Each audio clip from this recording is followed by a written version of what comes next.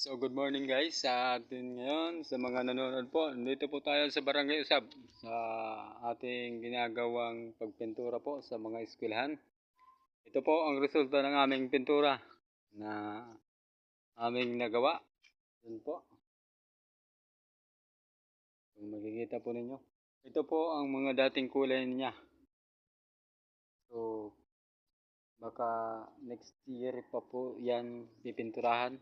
So ito lang muna ang dalawang building ang ating kinontrata para makahanap din tayo ng ibang trabaho sa susunod na linggo. So, sa inyo guys, tingnan nyo ang paligid para